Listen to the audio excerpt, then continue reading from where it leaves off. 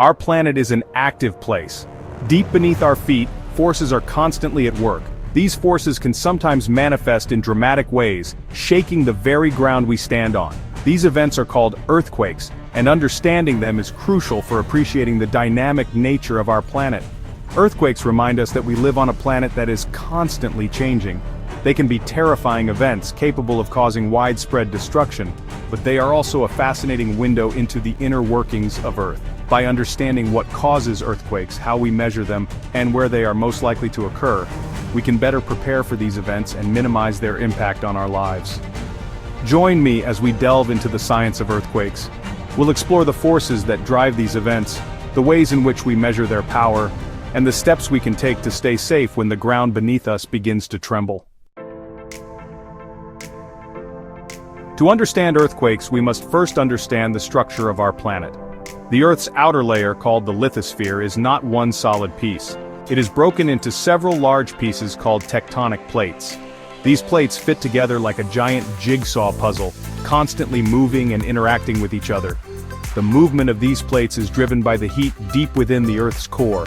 This heat creates convection currents in the mantle, the layer beneath the lithosphere. These currents cause the plates to move, albeit very slowly, at a rate of a few centimeters per year. Most earthquakes occur at the boundaries of these tectonic plates. There are three main types of plate boundaries: convergent, divergent, and transform. At convergent boundaries, plates collide, pushing against each other. This can cause mountains to rise and trigger powerful earthquakes. At divergent boundaries, plates move apart, creating new crust. This process is often associated with volcanic activity and smaller earthquakes.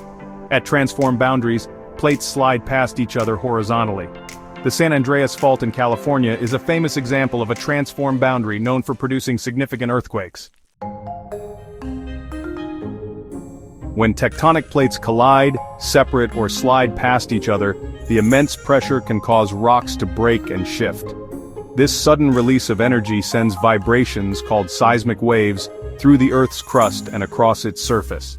It is these seismic waves that we feel as earthquakes. There are two main types of seismic waves: P waves and S waves. P waves, or primary waves, are compressional waves. They travel faster than S waves and can travel through both solids and liquids. Imagine stretching a slinky and then letting go. That's similar to how P waves travel. S waves, or secondary waves, are shear waves. They travel slower than P waves and can only travel through solids. Think of shaking a rope up and down. That's the motion of an S wave. The difference in arrival times between P waves and S waves is what allows seismologists to determine the distance to an earthquake's epicenter, the point on the Earth's surface directly above the earthquake's origin. By analyzing data from at least 3 different seismograph stations, scientists can pinpoint the location of an earthquake with remarkable accuracy. Section 4. Measuring the power. Earthquakes release enormous amounts of energy. To understand the power of an earthquake, we use a scale called the Moment Magnitude Scale, or MMS. The MMS replaced the Richter scale, which is now considered outdated. The MMS is a logarithmic scale, meaning that each whole number increase on the scale represents a 10-fold increase in the amplitude of the seismic waves and a 32-fold increase in energy released. An earthquake with a magnitude of 6.0 releases about 32 times more energy than an earthquake with a magnitude of 5.0. Earthquakes with magnitudes below 2.5 are usually not felt by people. Earthquakes with magnitudes of 7.0 or greater can cause widespread damage. The largest earthquake ever recorded had a magnitude of 9.5 and occurred in Chile in 1960. Section 5. The Ring of Fire and Beyond. Earthquakes can occur anywhere in the world, but they are most common in specific areas. About 80% of all earthquakes occur in a zone around the Pacific Ocean known as the Ring of Fire. This zone is characterized by subduction zones where tectonic plates collide and one plate is forced beneath the other.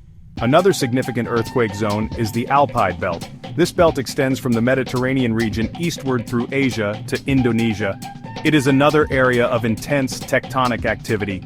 The Alpide Belt is responsible for many devastating earthquakes throughout history. While these zones are the most seismically active, it's essential to remember that earthquakes can happen anywhere and at any time. Scientists are constantly monitoring seismic activity around the globe, using sophisticated instruments to track the movement of the Earth's crust. While we cannot predict earthquakes with absolute certainty, by studying past earthquakes and analyzing current seismic data, we can identify areas at higher risk and take steps to mitigate potential damage.